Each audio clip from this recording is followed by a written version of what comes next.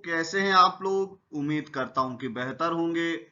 और आइए स्टार्ट करते हैं आज का बहुत इंपॉर्टेंट लेक्चर, जिसका नाम है भारत सरकार अधिनियम 1935, इंडियन गवर्नमेंट एक्ट 1935। इसको भारत शासन अधिनियम 1935 भी कहा जाता है। देखिए अपने सिलेबस के अंदर भारत शासन अधिनियम 1919 और भारत शासन अधिनियम 1935, गवर्नमेंट ऑफ इंडिया एक्ट 1919 और गवर्नमेंट ऑफ इंडिया एक्ट 1935 है।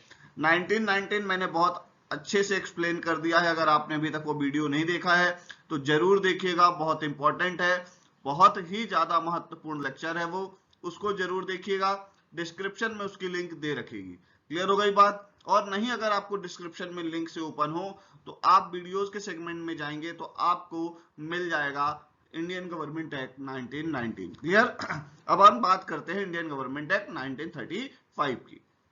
देखिए क्या है इंडियन गवर्नमेंट एक्ट 1935 जब आया, क्यों इंपॉर्टेंट है हमारे लिए, क्योंकि इसके मैक्सिमम प्रोविजन हमारे मूल संविधान में, ओरिजिनल कॉन्स्टिट्यूशन में या तो थोड़ा बहुत मॉडिफाई करके या तो सीधे सीधे ले लिए गए हैं। और ये बहुत इंपॉर्टेंट बात है। मतलब अगर हम कहें कि हमारे पूरे संविधान का बहुत बड़ा सोर्स जो है वो गवर्नमेंट ऑफ इंडिया एक्ट 1935 है, तो गलत नहीं होगा। क्लियर। आइए अगली बात करते हैं।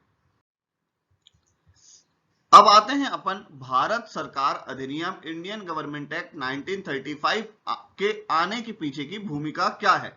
आखिर 1935 का एक्ट लाया क्यों गया, बहुत इंपॉर्टेंट बातें जो हमें एग्जाम के पर्सपेक्टिव से इंपॉर्टेंट है। अब बात क्या है कि इंडियन गवर्नमेंट एक्ट 1919 जो था उसमें यह प्रावधान किया गया था, उसमें यह बोला गया था कि इस अधिनियम में हुई प्रगति की समीक्षा के लिए, मतलब 1919 के एक्ट में जो प्रोग्रेस हुई है उसकी समीक्षा के लिए, उसके इवेल्युएशन के लिए 10 वर्ष के पश्चात एक कमीशन का गठन किया जाएगा। हुआ क्या, लेकिन द्वैध शासन जो डायरकी थी वो सफल नहीं हुई। वो क्या हो गई, असफल हो गई। और भारतीयों द्वारा अधिक स्वायत्तता की मांग की जाने लगी। मतलब भारत वाले और स्वतंत्रता चाहते थे कि उनको रूल करने के लिए और स्वतंत्रता दी जाए।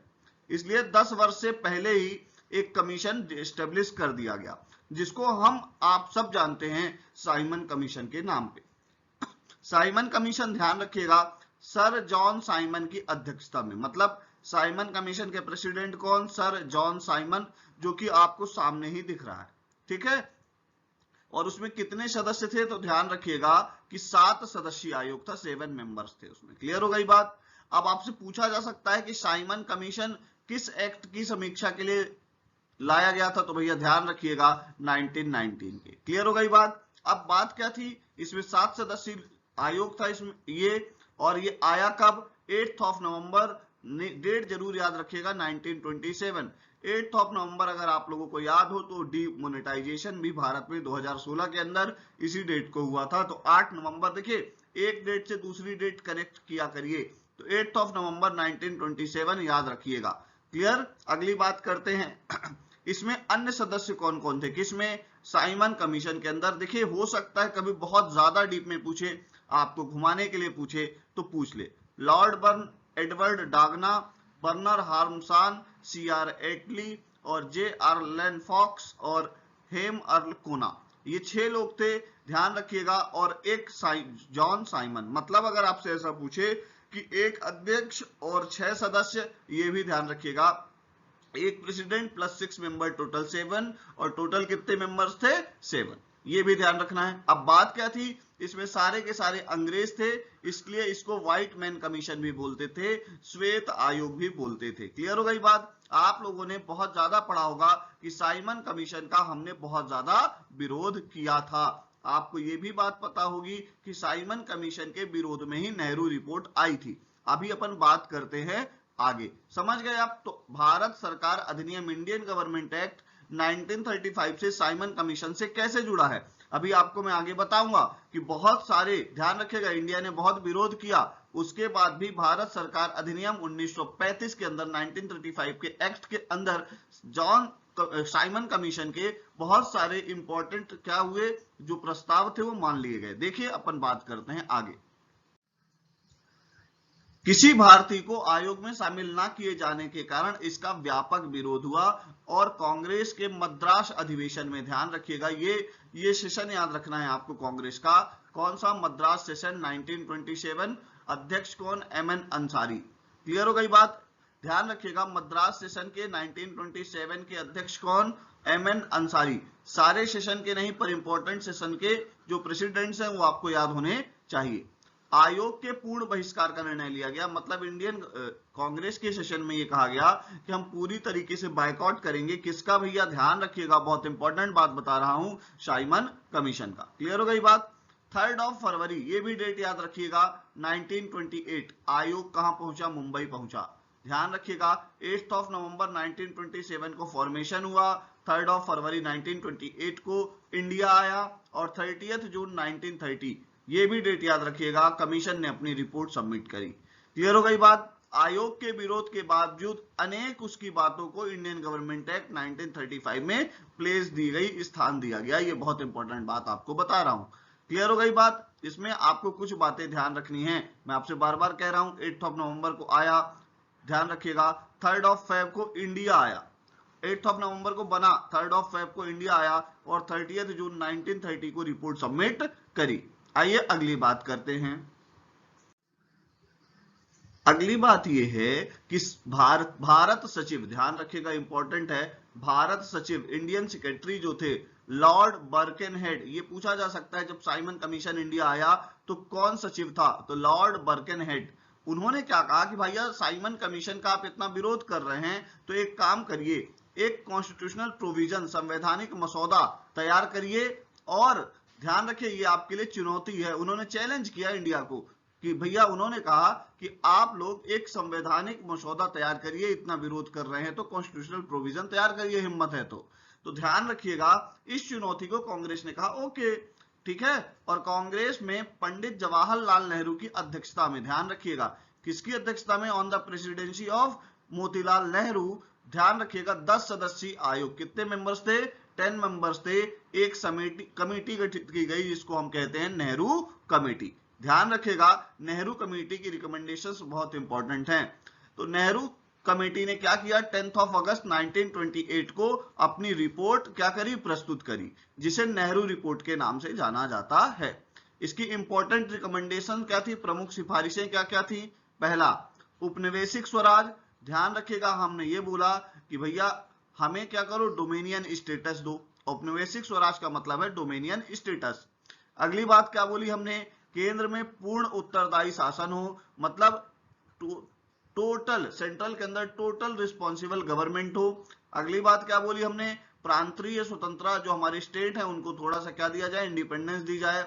अगली बात क्या बोली हमने, सर्वोच्च न्यायालय की तत्काल स्थापना, बहुत इंपॉर्टेंट बात मैं आपसे बोल रहा हूं, सर्वोच्च न्यायालय को तुरंत स्टेब्लिश किया जाए, सुप्रीम कोर्ट जितना जल्दी हो सके स्टेब्लिश किया जाए। अगली बात क्या थी, देशी रियासतों को केंद्र के अधीन लाया जाए, मतलब जो हमारे यहाँ छोटे छोटे रियासतें हैं उनको सेंट्रल गवर्नमेंट के अंडर लाया जाए। अगली बात क्या है, सांप्रदायिक निर्वाचन प्रणाली की समाप्ति, जो कम्युनल अवार्ड है या कम्युनल पंचायत है उसको क्या किया जाए, समाप्त किया जाए।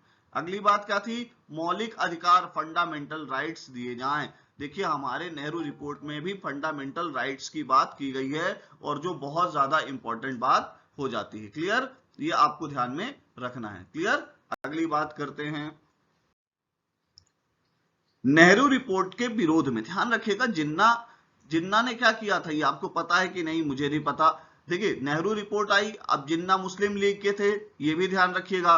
तो जिन्ना ने भी नेहरू रिपोर्ट के विरोध में 14 सूत्री मांग, भैया ध्यान रखिएगा उन्होंने अपने 14th फॉर्मूले दिए, किसके, जिन्ना के 14th फॉर्मूले फेमस भी हैं, 29 मार्च 1929 को पेश कर दिए, मतलब किसके सामने, इंडियन गवर्नमेंट के सामने या अंग्रेजों के सामने पेश कर दिए। कितने सूत्री मांग, 14 सूत्री मांग। क्लियर हो गई बात। इसी के बाद क्या हुआ, राउंड टेबल कॉन्फ्रेंस हुई 1930, 1931 और 1932 में क्या हुआ, गोलमेज सम्मेलन, राउंड टेबल कॉन्फ्रेंस। क्लियर हो गई बात। अब संवैधानिक सुधारों में क्या करना है, विचार करना है। राउंड टेबल कॉन्फ्रेंस क्यों हुई, भैया संवैधानिक सुधारों में, कॉन्स्टिट्यूशनल अमेंडमेंट में क्या करने के लिए, सोचने के लिए। अब आपको एक बात यहाँ पे ध्यान रखनी है, इसी बीच पूना पैक्ट भी हुआ, इसी बीच गांधी इरविन पैक्ट भी हुआ और उसके बाद आगे आई। अब अगली बात करते हैं, जैसे आपको अभी भी पता है, पहले भी पता होगा, श्वेत पत्र के माध्यम से, ध्यान रखिएगा, व्हाइट पेपर आज भी इंडियन गवर्नमेंट का, भारत सरकार का सरकारी दस्तावेज माना जाता है। श्वेत पत्र अंग्रेजों द्वारा ही जारी किया जाता था, अब इंडिया ने उसको अडॉप्ट कर लिया। तो श्वेत पत्र जारी किया गया, एक गवर्नमेंट क्या किया गया, लेटर जारी किया, कब, 1933 में, व्हाइट पेपर। क्लियर है? इसके माध्यम से क्या हुआ, व्हाइट पेपर के माध्यम से नए कॉन्स्टिट्यूशन की जो आउटलाइन है, रूपरेखा है, ठीक है, वो प्रस्तुत की गई, जिस पर विचार के लिए लॉर्ड लिनलिथगो, ये बहुत इंपॉर्टेंट है, की अध्यक्षता में एक संयुक्त समिति का गठन किया गया। जो व्हाइट पेपर में प्रोविजंस थे उस पर क्या करने के लिए, विचार करने के लिए लॉर्ड लिनलिथगो की अध्यक्षता में, on the presidency of Lord Linlithgow, ध्यान रखिएगा, एक संयुक्त समिति का गठन किया गया।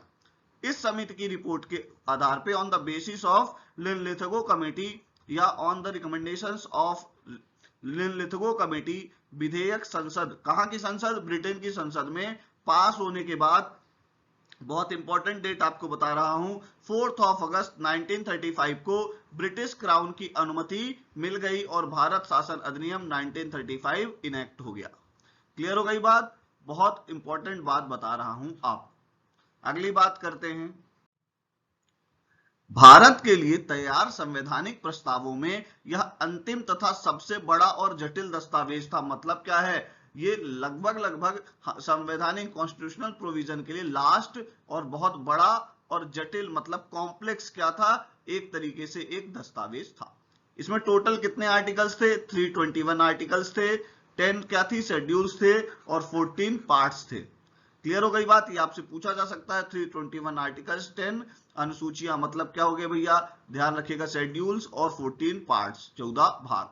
वर्तमान में संविधान, भारतीय संविधान में इस अधिनियम का सर्वाधिक प्रभाव पड़ा, और इसके प्रमुख उपबंध देखते हैं अपन क्या क्या है। मतलब इंडियन कॉन्स्टिट्यूशन के अंदर इसका बहुत ज्यादा इंपैक्ट पड़ा, और वो इंपैक्ट क्या क्या है अपन बात करेंगे। ध्यान रखिएगा, बहुत इंपॉर्टेंट इंपैक्ट्स हैं। अब यहां से पूरी तरीके से 1935 एक्ट लागू होता है। सबसे पहला, अखिल भारतीय संघ की स्थापना, मतलब कुल मिला के फेडरल स्ट्रक्चर का एस्टेब्लिशमेंट। अब हुआ क्या, इस एक्ट के अनुसार अखिल भारतीय संघ फेडरल स्ट्रक्चर की स्थापना 11 ब्रिटिश प्रांतों, ध्यान रखिएगा, 6 कमिश्नरी सिस्टम थे, 11 क्या थे, स्टेट्स थे, किसके, ब्रिटिशर्स के, जो इंडिया के अंदर उन्होंने बनाए थे, और उन देशी रियासतों से मिलकर होना चाहिए जो स्वेच्छा से शामिल होना चाहती हैं। कहां, हमारे फेडरल स्ट्रक्चर के अंदर अपने मन से जो रियासतें, देशी रियासतें शामिल होना चाहती हैं, वो शामिल हो सकती है। हुआ क्या, ब्रिटिश प्रांतों के लिए संघ में शामिल होना आवश्यक था। जो ये 11 ब्रिटिश प्रांत थे, स्टेट्स थे, उनको फेडरल स्ट्रक्चर के अंदर इंक्लूड होना इंपॉर्टेंट था। किंतु देशी रियासतों का संघ में शामिल होना स्वैच्छिक था, उनकी इच्छा हो देशी रियासतों की तो शामिल हो, इच्छा ना हो तो शामिल ना हो। ध्यान रखिएगा, देशी रियासतें संघ में शामिल नहीं हुई, ये भी आपको ध्यान रखना है, कोई भी देशी रियासत हमारे स्ट्रक्चर के अंदर शामिल नहीं हुई। अतः यह प्रस्ताव मूर्त रूप नहीं ले सका और अखिल भारतीय संघ अस्तित्व में नहीं आ सका। ध्यान रखिएगा, इसीलिए हमारा जो फेडरल स्ट्रक्चर था वो क्या हुआ, आ नहीं पाया। कब, 1935 के एक्ट के अकॉर्डिंग। क्लियर हो गई बात? अगली बात करते हैं, 1 अप्रैल 1937 को एक चीज जरूर हुई, ये डेट याद रखिएगा, 1 अप्रैल 1937 को प्रांतीय स्वायत्तता लागू कर दी गई। क्या हो गया भैया, ध्यान रखिएगा, बहुत इंपॉर्टेंट बात बता रहा हूं आपको, प्रांतीय स्वायत्तता लागू कर दी गई। क्लियर हो गई बात? बहुत इंपॉर्टेंट बात है। चलिए आइए अगली बात करते हैं, प्रांतीय स्वायत्तता है क्या। अब अपन ये बात करते हैं कि जो स्टेट्स की क्या है, स्टेट्स को पावर दी गई वो है क्या। क्लियर हो गई बात? तो प्रांतीय स्वायत्तता शासन की स्थापना इस अधिनियम की एक महत्वपूर्ण विशेषता है, इंपॉर्टेंट कैरेक्टरिस्टिक्स ऑफ 1935 एक्ट। इसमें क्या हुआ, विधि निर्माण हेतु वर्गीकृत केंद्रीय और प्रांतीय विषयों में से प्रांतीय विषयों पर विधि बनाने की अत्यांतिक अधिकार प्रांतों को दे दिया गया। इंपॉर्टेंट बात समझिएगा, ये बोल क्या रहा है, समझिएगा। हुआ क्या, यहां पे हमने स्टेट, अभी 7th शेड्यूल आप पढ़े होगा आपने कॉन्स्टिट्यूशन के अंदर, तो 3 लिस्ट है, एक स्टेट लिस्ट है, एक सेंट्रल लिस्ट है, एक कॉन्करेंट लिस्ट है। तो ये लिस्टिंग कब आई, तो ध्यान रखिएगा 1935 के एक्ट के अकॉर्डिंग आई, अभी आगे आपको बताऊंगा। तो हुआ क्या, जो स्टेट लिस्ट है उसमें क्या करने के लिए, रूल्स एंड रेगुलेशन बनाने की जो पावर है वो स्टेट्स को दी गई। ये बहुत इंपॉर्टेंट बात है। मतलब स्टेट लिस्ट के अंदर जो भी पावर होगी उसको यूज कौन कर पाएगा, स्टेट, सेंट्रल उसको यूज नहीं करेगा। क्लियर हो गई बात। इसलिए केंद्र का नियंत्रण समाप्त हो गया। क्लियर हो गई बात। मतलब सेंट्रल का जो कंट्रोल था वो क्या हो गया, समाप्त हो गया। अब इसमें क्या हुआ, ब्रिटिश गवर्नर सरकार के प्रतिनिधि के रूप में कार्य करते थे, ना कि गवर्नर जनरल के अधीन। ये भी बहुत इंपॉर्टेंट बात है कि भैया ये क्या करते थे, गवर्नर जनरल के अंडर में काम नहीं करते थे। अब कौन, स्टेट का जो गवर्नर होता था वो इंडिया के गवर्नर के अंडर काम नहीं करता था, वो ब्रिटिश क्राउन के अंडर काम करता था। ये भी प्रोविजन कब आया, 1935 के एक्ट में। क्लियर हो गई बात। ये बहुत इंपॉर्टेंट बात आपको बता रहा हूं। आइए अगली बात करते हैं। संघीय न्यायालय फेडरल कोर्ट। आपको पता है कि जो हमारा सुप्रीम कोर्ट है ये पहले फेडरल कोर्ट के नाम से जाना जाता था। अब क्या हुआ, संघीय न्यायालय की स्थापना दिल्ली में की जाए, ये बात नेहरू रिपोर्ट में भी की गई थी, अभी मैंने आपको बताया। इसमें एक मुख्य न्यायाधीश और अधिकतम 6 अन्य न्यायाधीश, मतलब 1+6, टोटल 7 जजेस की बात की गई। क्लियर हो गई बात। ये ध्यान रखिएगा, एक चीफ जस्टिस ऑफ इंडिया हो और 6 क्या हो, अन्य जज हो। क्लियर हो गई बात। इनकी नियुक्ति सम्राट द्वारा की जाती थी, ब्रिटिश क्राउन के द्वारा की जाती थी। क्लियर हो गई बात। इनके निर्णय के विरुद्ध अपील कहां कर सकते थे आप, अपीलिएट कहां हो सकती थी सुप्रीम कोर्ट के डिसीजन की, ध्यान रखिएगा, प्रीवी काउंसिल में। जैसे अभी सुप्रीम कोर्ट कोई भी निर्णय दे देता है तो या तो आप रिव्यू पिटीशन डालिए या हमारे प्रेसिडेंट के पास क्या करिए भैया, क्षमादान याचिका लगाइए। क्लियर हो गई बात। हम बोलते हैं ना मर्सी पिटीशन लगाओ।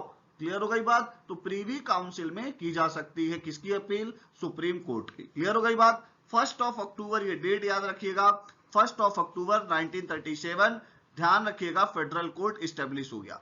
अब मुझे जरा कमेंट बॉक्स में बताइए, इस फेडरल कोर्ट को हमारे कॉन्स्टिट्यूशन ने सुप्रीम कोर्ट के रूप में मान्यता कब दी, विथ डेट आपको बताना है, बहुत इंपॉर्टेंट है। तो federal court establish by 1935 act and 1 अक्टूबर कब हुआ, 1937। ये क्या हो गया, अस्तित्व में आ गया या वर्किंग कंडीशन में आ गया, काम करने लगा। ठीक है। इसको 3 इंपॉर्टेंट पावर दी गई थी। ओरिजिनल पावर दी गई थी, प्रारंभिक क्षेत्राधिकार, आज भी पढ़ते हैं अपन सुप्रीम कोर्ट का ओरिजिनल ज्यूरिडिक्शंस। अगली बात अपीलिएट ज्यूरिडिक्शन, अपन आज भी पढ़ते हैं अपीलीय क्षेत्राधिकार। अगला है परामर्शदात्री, एडवाइजरी, क्या है, एडवाइजरी ज्यूरिडिक्शंस, परामर्शदात्री एडवाइजरी, अपन 143 आर्टिकल आज भी पढ़ते हैं। तो ये सिर्फ 3 ही थे, आज अपन तो 5-7 पढ़ते हैं, पर उस समय सिर्फ 3 पावर थी किसके पास, सुप्रीम कोर्ट के पास, और जिसको अपन फेडरल कोर्ट कहते, ओरिजिनल, अपीलिएट एंड एडवाइजरी। ये आपसे पूछा जा सकता है। इसके प्रथम मुख्य न्यायाधीश थे सर मॉरिस ग्वेर। ये ध्यान रखिएगा, बहुत इंपॉर्टेंट है, सर मॉरिस ग्वेर। क्लियर। 6 अन्य न्यायाधीश में 2 भारतीय थे, और इन 2 भारतीयों के नाम जरूर याद रखिएगा, M.R. जैकब और M.S. सुल्तान। ध्यान रखिएगा, M.R. जैकब और M.S. सुल्तान। क्लियर हो गई बात। ये ध्यान रखिएगा, जैकब और सुल्तान पहले क्या बने, सुप्रीम कोर्ट के अंदर जज बने, और कैसे जज बने, इंडियन जज बने, और 1935 के एक्ट के अकॉर्डिंग ही पूरी कहानी हुई। आइए अगली बात करते हैं।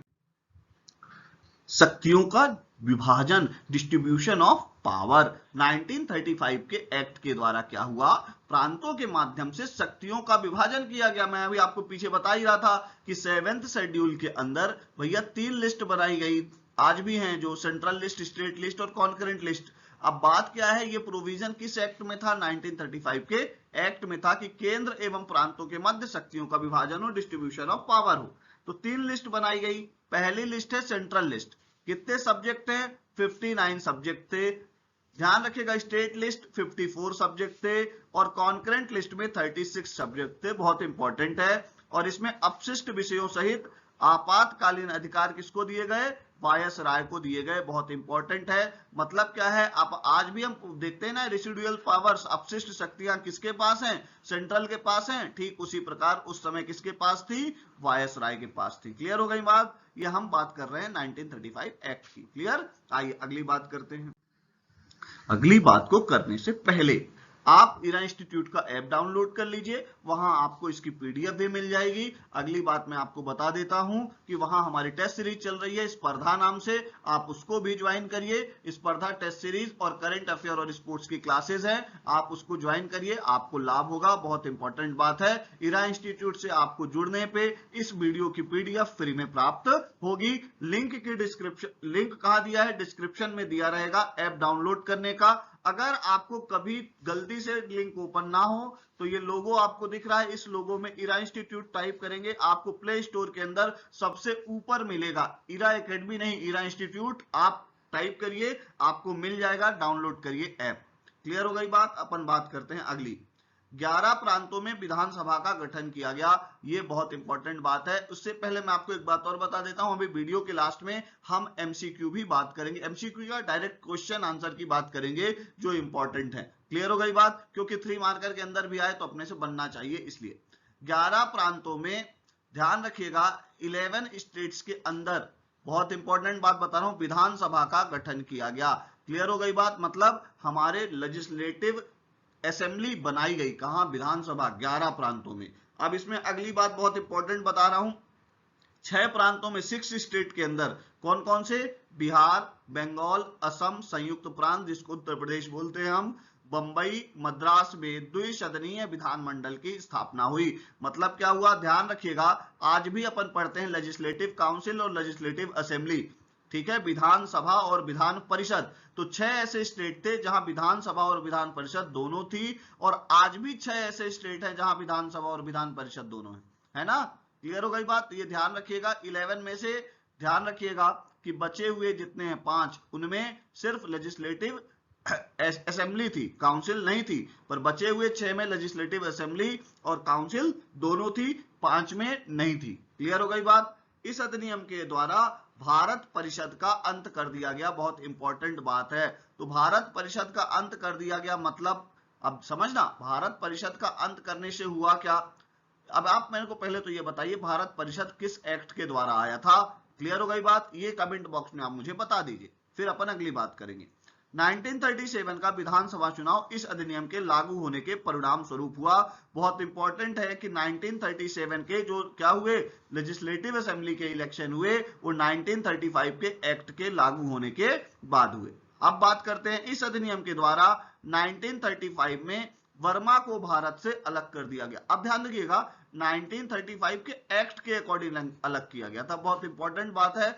म्यांमार, जो आज अपन वर्मा बोलते हैं, उसे भारत से अलग कर दिया गया, और 2 नए प्रांत उड़ीसा और सिंध का निर्माण किया गया, मतलब 2 और स्टेट बने, उड़ीसा एंड सिंध। बहुत इंपॉर्टेंट बात है, उड़ीसा अगर अपन बहुत डीप में पढ़ेंगे तो लैंग्विस्टिक बेसिस में बनने वाला फर्स्ट स्टेट हो गया था, पर तब इंडिया आजाद नहीं था। आजाद भारत का तो एपी ही रहेगा, आंध्र प्रदेश ही रहेगा। क्लियर हो गई बात। आइए अगली बात करते हैं। 1935 के एक्ट के द्वारा प्रांतों में स्वशासन और केंद्र में द्वैध शासन की स्थापना की गई। अब समझना, मैं क्या बोल रहा हूं, प्रांतों में स्वशासन दिया गया, ये बहुत अच्छी बात है, और केंद्र में डायरकी लाई गई। मतलब क्या है, पहले जब 1919 के एक्ट में डायरकी आई थी तो ये किसके अंदर थी, स्टेट्स के अंदर थी, सेंट्रल में नहीं थी, ठीक है। अब फिर क्या किया गया, हमने क्या किया, ध्यान रखिएगा, हमने डायरकी को किसके अंदर ला दिया, द्वैध शासन के अंदर, डायरकी को सेंट्रल के अंदर ला दिया, स्टेट के अंदर से डायरकी को समाप्त कर दिया गया अकॉर्डिंग टू एक्ट 1935। क्योंकि मैंने आपको 1919 के एक्ट में बताया था, 1919 के एक्ट में बताया था कि डायरकी के प्रोविजंस को, इसके बेनिफिट्स को क्या करने के लिए, उसकी समीक्षा करने के लिए एक आयोग कब बनाया गया था, वो उस कमीशन का मुझे नाम बताइए। ध्यान रखिएगा, उसने ये बताया था कि जो ये असफल हुआ है क्या, स्टेट्स के अंदर डायरकी का सिस्टम, वो क्यों हुआ है, उसके लिए मैंने 1919 के एक्ट में आपको उस कमेटी के बारे में बताया है। क्वेश्चन आंसर के पोर्शन में आप देखिए और कमेंट बॉक्स में बताइए। अगली बात करते हैं, प्रथम बार संपूर्ण भारत के लिए संघ शासन की स्थापना हुई, फेडरल गवर्नमेंट की स्टेब्लिशमेंट हुआ, पहली बात। क्लियर हो गई बात। इसमें नरेशों के राज्य सम्मिलित थे, ध्यान रखिएगा, हमारे जो क्या थे, प्रोविंसेस थे, छोटे छोटे राजा थे, उनके क्या थे, राज्य सम्मिलित थे। अगली बात करते हैं, एक संघीय न्यायालय फेडरल कोर्ट स्टेब्लिश हुआ, ये भी मैंने आपको बता दिया। द्विसदनीय प्रणाली ये थी, ये स्थापित किया गया, ये सारी चीजें। क्लियर हो गई बात। अब अगली बात करते हैं, परंतु इसमें अनेक दोष थे। किसमें? 1935 के एक्ट में। कभी किसके अंदर पूछ लेता है? कूट में। तो इसलिए हमको जानना जरूरी है। वास्तविकता में व्यवस्थापिका सभाओं के अधिकार बहुत सीमित थे। किसके बहुत ज्यादा अधिकार सीमित थे? ये पूछा जा सकता है व्यवस्थापिका सभाओं के, जो हमारे असेंबलीज के। क्लियर हो गई बात? इसी प्रकार भारतीय मंत्री जो इंडिया के मंत्री बन रहे हैं, जो इलेक्ट होके यहां ऊपर जाएंगे, अभी आपको बताऊंगा, ठीक है, गवर्नर जनरल और गवर्नरों के विशेषाधिकार के कारण क्या थे? अशक्त थे। मतलब क्या था? गवर्नर जनरल के पास रेसिडुअल पावर्स थी और स्टेट के गवर्नर्स के पास भी बहुत सारी अपशिष्ट शक्तियां थी। और इसके कारण हो क्या रहा था भैया, ये जो गवर्नर्स थे ये इंडियंस को क्या बोल रहे थे कि भैया तुम कोई सा भी प्रस्ताव ले आओ, हम अपने विशेष पावर का यूज करके उसको मानेंगे नहीं। तो ये एक और बड़ी प्रॉब्लम थी। क्लियर? आइए अगली बात करते हैं। अगली बात क्या था कि सांप्रदायिक निर्वाचन प्रणाली। ध्यान रखिएगा, जो हम डायरकी की बात कर रहे हैं, सॉरी कम्युनल अवार्ड की बात कर रहे हैं, कम्युनल अवार्ड क्या था? इक्वली चल रहा था। ध्यान रखिएगा, सांप्रदायिक निर्वाचन प्रणाली विद्यमान थी, बंद नहीं हुई थी। इसके अतिरिक्त इसमें ऐसा प्रबंध ना था जिसमें गवर्नर भारतीय मंत्रियों की सलाह को मानने के लिए क्या रहे? बाध्य रहे। मतलब ऐसा कोई प्रोविजन नहीं था कि जो गवर्नर है वो इंडियन मिनिस्टर्स की बात को माने। क्लियर हो गई बात? इस प्रकार प्रांतीय सुशासन की स्थापना केवल नाम के लिए थी। मतलब स्टेट्स को जो हम पावर दे रहे थे वो सिर्फ नाम मात्र के लिए थी। क्लियर हो गई बात? ये ध्यान रखिएगा, बहुत इंपॉर्टेंट बात है। ठीक है, चलिए ये ध्यान रखिएगा, पूछा जा सकता है कि 1935 के एक्ट में क्या कमियां थी। तो गवर्नर भारतीय मंत्रियों की सलाह को मानने के लिए बाध्य नहीं होते थे, ये ध्यान रखिए। एक समिति क्षेत्र में भी भारतीयों को स्वतंत्र अधिकार, एक सीमित क्षेत्र में भी भारतीयों को स्वतंत्र अधिकार नहीं दिए गए थे, ये भी इंपॉर्टेंट है। एक लिमिटेड एरिया के अंदर भी टोटल इंडिपेंडेंस इंडियंस को नहीं दी गई थी। अगली बात क्या है? कांग्रेस, मुस्लिम लीग और जो भारत के राजा थे, इस व्यवस्था का उन्होंने क्या किया? विरोध किया। इस अधिनियम के बारे में पंडित नेहरू ने कहा है, यह अनेक ब्रेकों वाली इंजन रहित गाड़ी है। बहुत इंपॉर्टेंट बात है, स्टेटमेंट्स आते हैं तो ध्यान रखिएगा। यह अनेक ब्रेकों वाली इंजन रहित गाड़ी है, ऐसा किसने बोला? पंडित नेहरू ने। और जिन्ना ने क्या बोला? पूर्णतः सड़ा और मूल रूप से बुरा। ये कौन है? 1935 का एक्ट।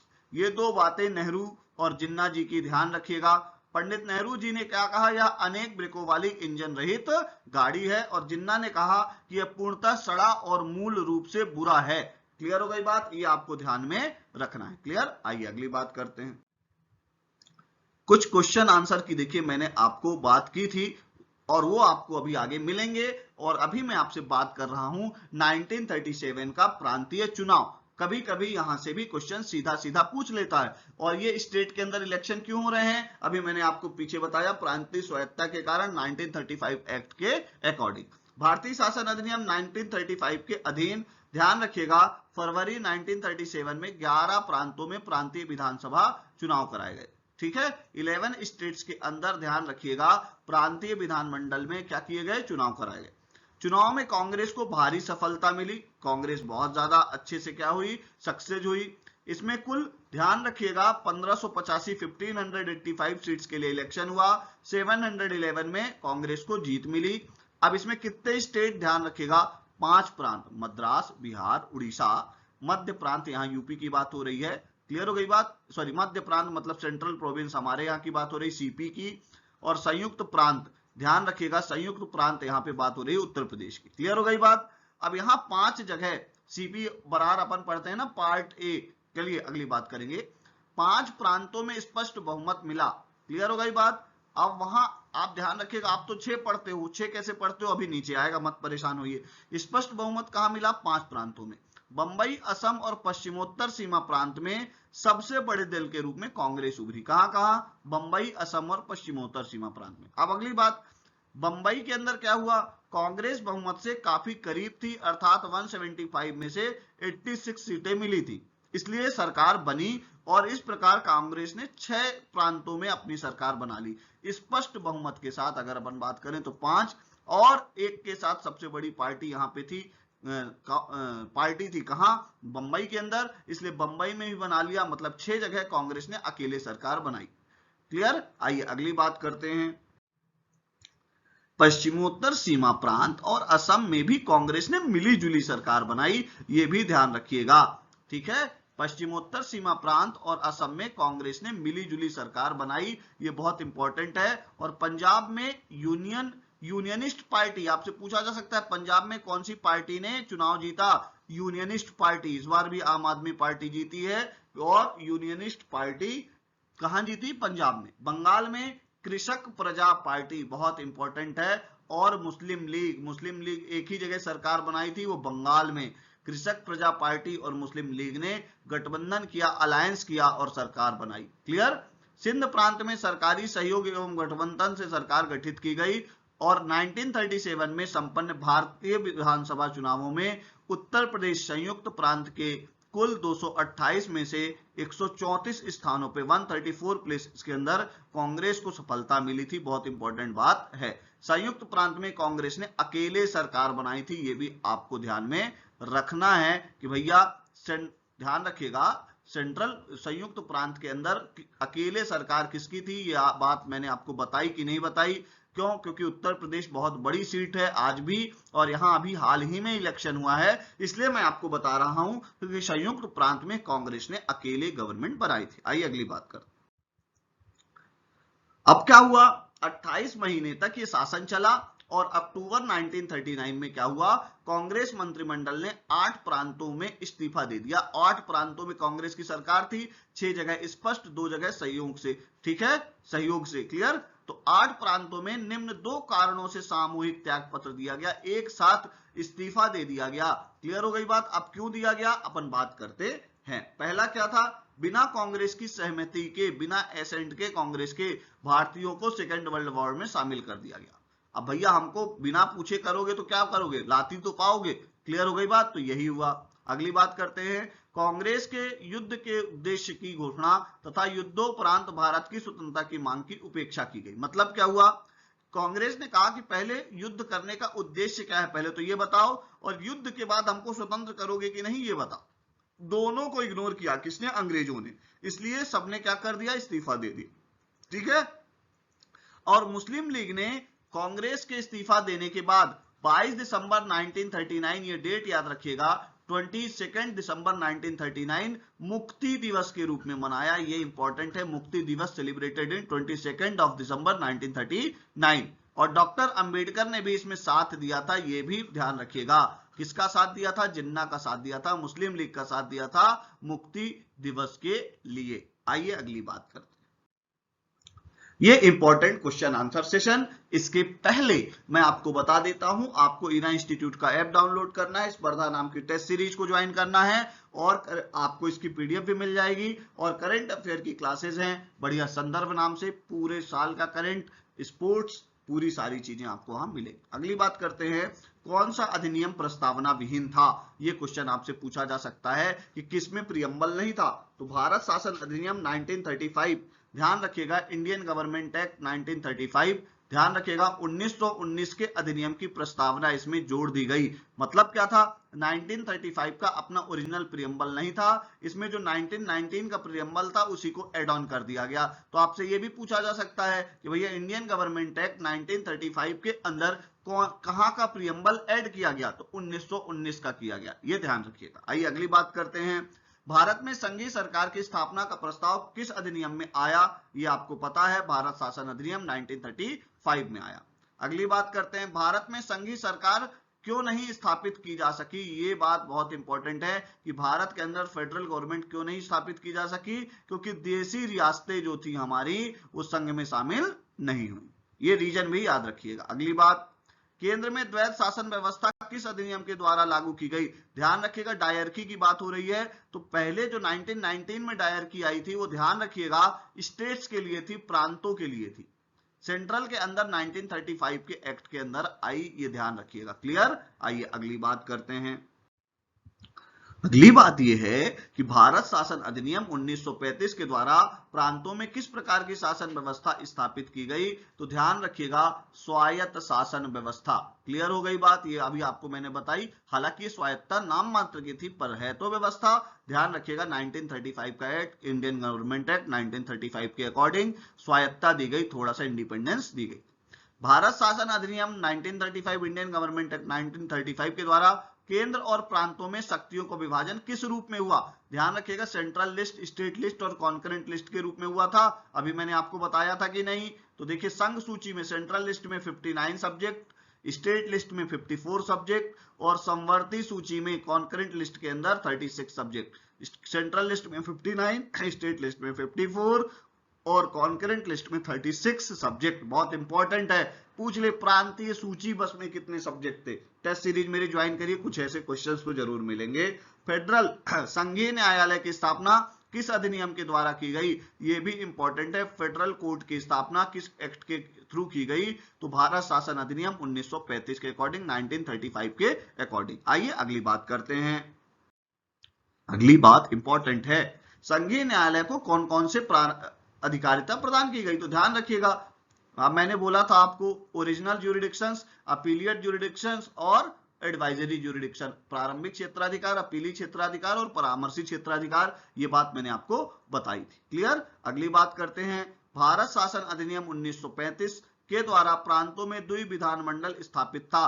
आपको मैंने बताया कहां कहां लेजिस्लेटिव काउंसिल और लेजिस्लेटिव असेंबली दोनों थी। तो ध्यान रखिएगा, 6 प्रांतों में। ठीक है? अगली बात, भारत परिषद का अंत किस अधिनियम के द्वारा किया गया? यह भी इंपॉर्टेंट है। भारत परिषद का अंत 1935 के एक्ट के द्वारा किया गया। मोस्ट इंपॉर्टेंट बात। अगली बात, 1935 के अधिनियम के बारे में किसने कहा कि अनेक ब्रेकों वाली इंजन रहित गाड़ी है? अब भैया, ब्रेकों वाली इंजन रहित गाड़ी अभी आपको मैंने पढ़ाया है, पंडित जवाहरलाल नेहरू ने कहा, आदरणीय पंडित जवाहरलाल नेहरू ने कहा। आइए अगली बात करते हैं। अगली बात बहुत इंपॉर्टेंट है, भारत शासन अधिनियम 1919 का ये क्वेश्चन, सांप्रदायिक निर्वाचन पद्धति का विस्तार इसमें से किनको और शामिल कर लिया गया? मतलब कम्युनल जो अवार्ड था उसको और एक्सपांड कर दिया गया, सांप्रदायिक पंचायत को और बढ़ाया गया। किसको किसको बढ़ाया गया? 1919 के एक्ट में, ये भी मैंने वहां पूछा था, पर एक बार फिर आंग्ल भारतीयों, ईसाइयों, यूरोपियों और सिखों को बढ़ा दिया गया। हो सकता है आपसे पूछ ले, हो सकता है एक और ऑप्शन दे दे पारसी और आप परेशान हो जाएं। क्लियर? अगली बात, भारत शासन अधिनियम 1935 में गुलामी का अधिकार पत्र किसने कहा है? भैया, एक्ट 1935 को गुलामी का अधिकार पत्र किसने कहा है? तो भैया ध्यान रखिएगा, पंडित जवाहरलाल नेहरू। ये स्टेटमेंट याद रखिएगा, मुझे लग रहा है इस बार एक्ट से ही स्टेटमेंट आएगा। क्लियर हो गई बात? अगर आपको मेरा लेक्चर अच्छा लगा हो तो ऐप को डाउनलोड करिए, लाइक करिए, सब्सक्राइब करिए और शेयर करिए। ज्ञान बांटने से बढ़ता है। क्लियर हो गई बात? चलिए, थैंक यू वेरी मच।